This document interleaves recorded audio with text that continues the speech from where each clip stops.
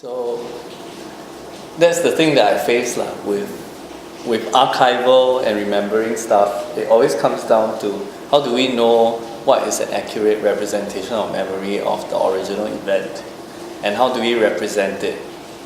I mean, you can say that the video documentation of the actual production is an authentic representation, but then you start to ask yourself, but it's theatre, but it's supposed to be live, and it's only from a fixed perspective at a fixed point.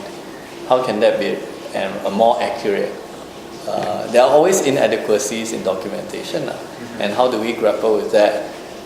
What does it mean to be more authentic or more real, or how close can we approximate to the center or the core? An authentic representation of a certain event doesn't exist, in my opinion, and it can never exist, and it's completely relative to the person who is remembering.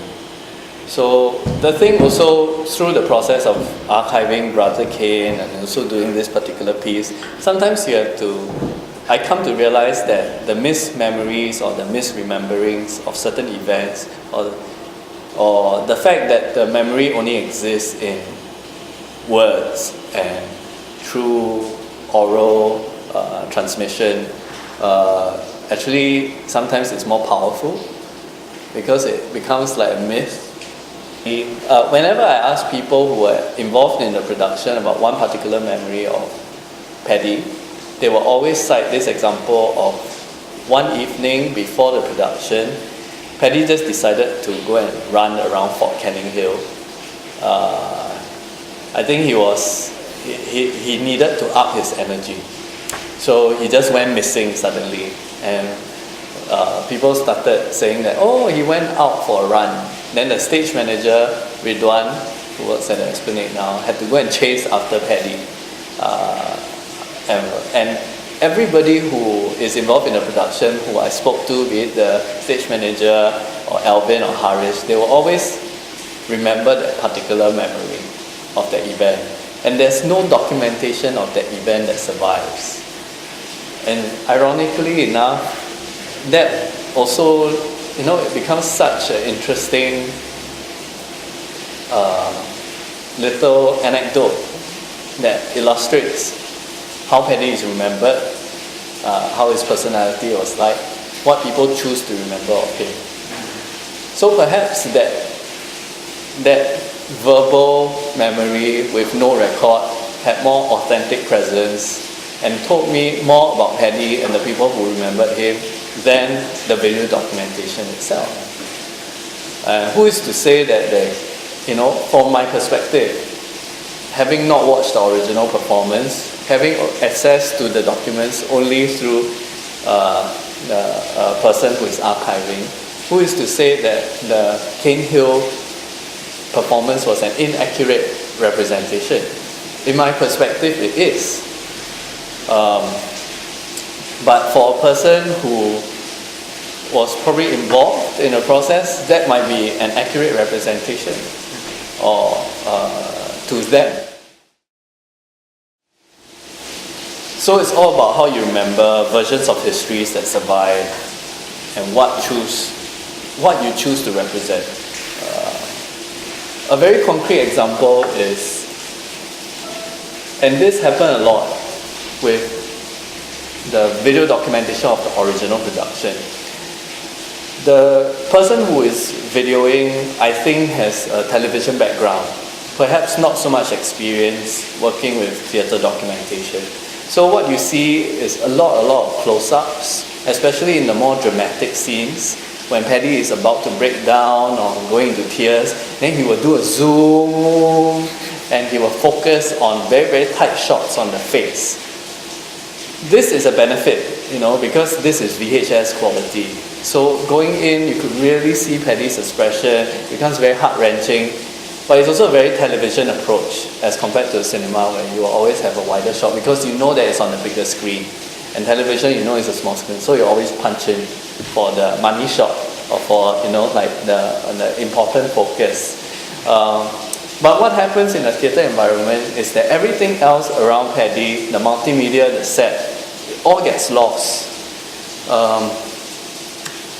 And that's the difficulty I'm grappling with. Like, how do I represent this production, keep the authentic video image of Paddy, but at the same time remind the audience of everything else around it that is not recorded by the camera.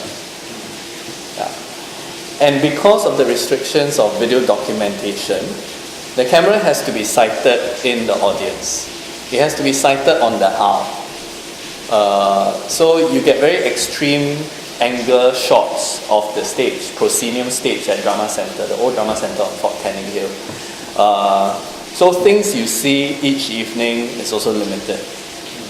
So it was a camera mic that was picking up the sound. Whenever the audience laughs at Paddy's joke, then you lose everything for about 3 or 4 seconds. You can't hear what Paddy is talking after that. Or even if the audience decide to make a comment by the side, you'll be surprised. It gets recorded onto the camera itself. And sometimes you hear that instead of Paddy. So all this reminds you that inherently the camera recording a theatre production is inadequate.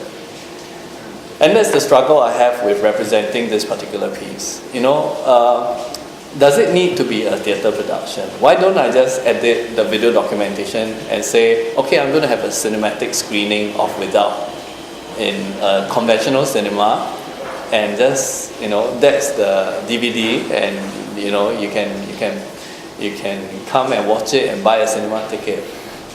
So, and I felt that didn't represent like what I mentioned. You had to investigate the periphery things that was happening. So a multi-channel installation would be the best solution, and that's why perhaps I came up with the concept for Without. Yeah. And after that, Paddy comes up, and that was the moment which most people remember from the play, where he removes his clothes and you can see his body. And this is the Cane Hill rehearsal, where he didn't strip entirely. He turned around and you couldn't see the lighting. So that's what the scene is in Cane Hill. And we have to keep in mind that was representative of this scene to anybody who was doing research. If you think that the center of the piece is the authentic part, then the location of the documentation and the screens around it would also reveal the gap between the life experience and the document that survives. So when people watch this, I don't only want them to look at Paddy and say, wow, that was an amazing performance. I also want them to be consciously aware that if you are touched by this documentation, could you imagine how you must have felt as an audience? And that this documentation at the end of the day is still inadequate, but is somewhat pointing the way towards a center.